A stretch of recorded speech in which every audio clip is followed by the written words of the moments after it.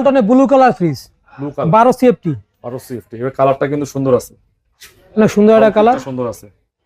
এই দেখেন ভিতরে উপরে ডিপ, নিচে নরমাল। আচ্ছা, কন্ডিশন মোটামুটি।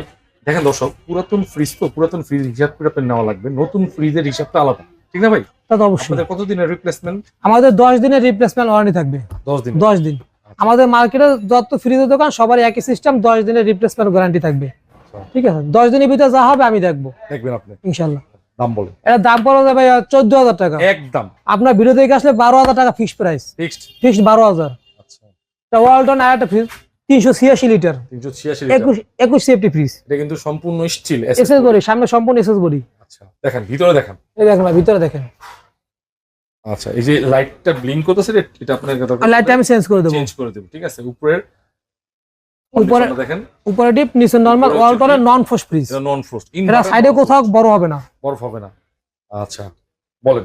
এটা দাম চাইছে 25,000 টাকা, আপনার ভিডিও থেকে আসলে আরো 2,000 কম, 23,000 টাকা। 23,000 23,000 টাকা ফিক্সড প্রাইস, 23,000।